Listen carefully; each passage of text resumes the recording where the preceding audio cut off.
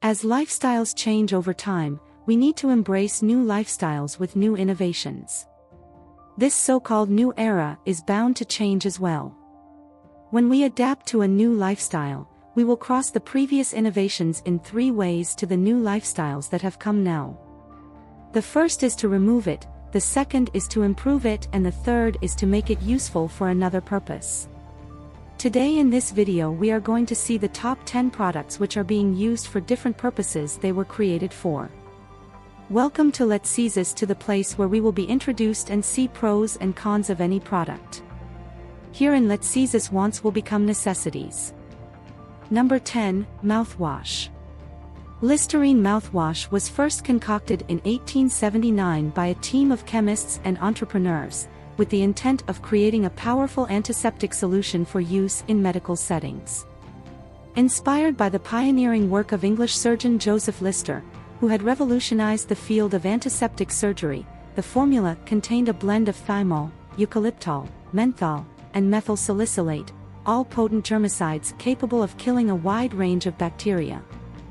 This early iteration of Listerine was envisioned not as an everyday oral hygiene product, but rather as a critical tool for medical professionals to clean wounds and prevent post-operative infections in their patients. It was only in the decades that followed, as the Lambert Pharmaceutical Company began aggressively marketing Listerine, that it transitioned into a mainstream consumer product touted for its ability to freshen breath, fight gum disease, and promote overall oral health. Number 9, Viagra.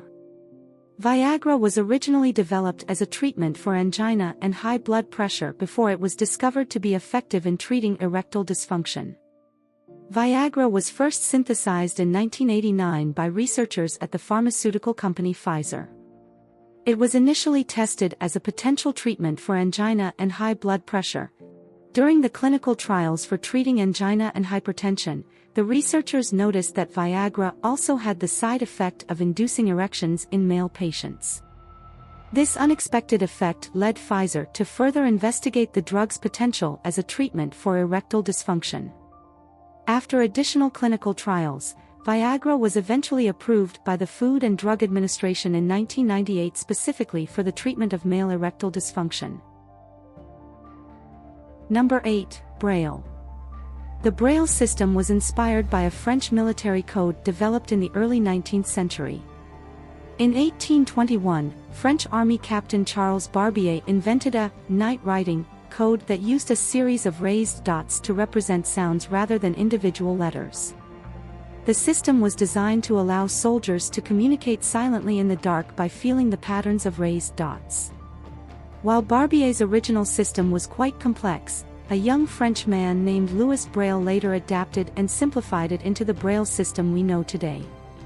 Braille recognized the potential of using a tactile system of raised dots to allow blind people to read and write, and he further developed the code during the 1820s and 1830s.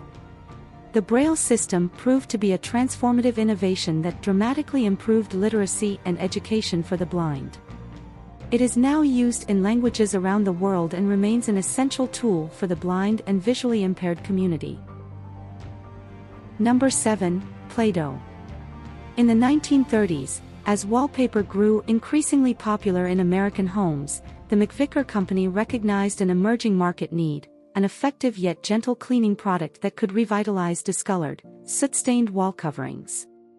Drawing upon their expertise in soap and candle manufacturing, the McVicker team developed a unique clay-like substance with a soft, pliable texture. This innovative compound could be kneaded directly into wallpaper, absorbing and lifting away the grime that had accumulated over time, restoring the surface to its original luster.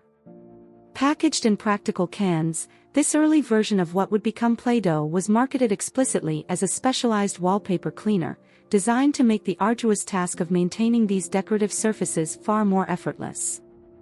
However, it wouldn't be until the 1950s that the true versatility of this curious compound would be unveiled.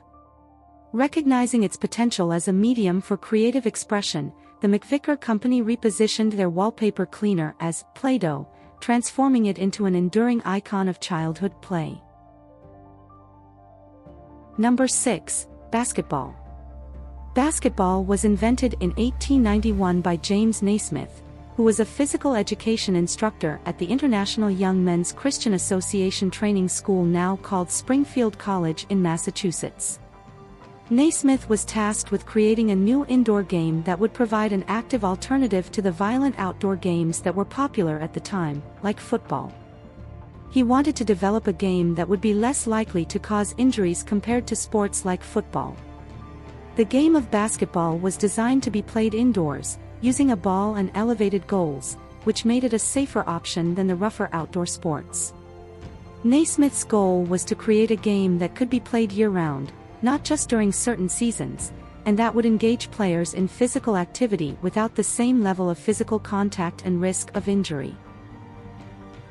Number 5. Boomerang. Boomerangs were originally developed and used as hunting tools, rather than as toys or recreational objects. Boomerangs have a long history dating back thousands of years, and were first used by indigenous peoples in Australia and other regions as effective hunting and throwing implements. The distinctive curved shape of a boomerang allows it to be thrown in a way that makes it return to the thrower, which was advantageous for hunting small game. Boomerangs could be used to incapacitate or kill animals from a distance, and their curved shape also made them useful for knocking birds out of trees. Over time, as boomerangs became more widely known, they also evolved into recreational throwing objects used in games and competitions. But their original purpose was very much focused on hunting and practical applications, before they transitioned into more leisure-oriented uses. Number 4. Treadmill. In 1818, the English engineer Sir William Cubitt, who was the son of a miller, pioneered the concept of utilizing treadmills as a form of punishment and forced labor within the prison system. While observing the idle inmates at Bury St. Edmund's jail, Cubitt conceived of an ingenious yet arduous mechanism, the treadmill, that could harness the physical exertion of prisoners to not only cure their perceived inactivity but also generate productive work.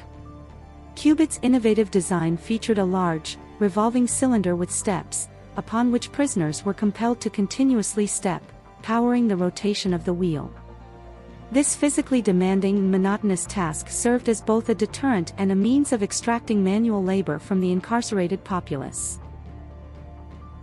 Number 3. High heel. High heels have a fascinating history that extends far beyond their modern association with feminine fashion. In the 10th century, high heels first emerged in Persia, where they were worn by men as a means of keeping their feet secured in stirrups while riding horses. This functional purpose then spread to the European nobility, who adopted high heels as a symbol of wealth and social status, as the elevated heel indicated that the wearer did not have to perform manual labor. The military and equestrian world also embraced high heels, as the taller stature they provided made soldiers and aristocrats appear more imposing and commanding. It wasn't until the 18th and 19th centuries that high heels began to transition into a fashionable accessory for women, as the trend started in French court fashion and gradually spread throughout Europe and beyond. This gradual cultural shift ultimately transformed high heels from a practical tool into a signature of feminine style and elegance. Number 2. Plastic. Plastics were initially developed with good intentions, to provide an alternative to resources like wood, ivory, and other natural materials that were being overharvested or depleted. The early plastics were seen as a way to reduce the environmental impact of human consumption. However, as plastic production grew exponentially through the 20th century, the environmental impacts became more apparent. The durability and non-biodegradable nature of many plastics created serious waste and pollution issues that were not foreseen by the original innovators. Today, plastics remain a complex environmental challenge, with efforts underway to develop more sustainable plastics and improve recycling and waste management. But you're correct that the original motivations behind the creation of plastics were often centered around environmental protection, even if the outcomes have been more mixed. Number 1. Chainsaw. The chainsaw was originally invented for medical and forestry purposes. The earliest chainsaws were developed in the 1780s by two German doctors, Their goal was to create a surgical tool that could be used to easily cut through bone during operations. In the 1920s and 1930s, the use of chainsaws expanded into the forestry industry. Companies like Steel and McCulloch began manufacturing more rugged, portable chainsaws that could be used by loggers to quickly and efficiently fell trees and trim branches. This was a significant improvement over the handsaws and axes that were commonly used at the time. I hope you enjoyed the video. Please consider subscribing and giving it a thumbs up. Last but not least, please comment below on the topics you'd like me to create review videos about.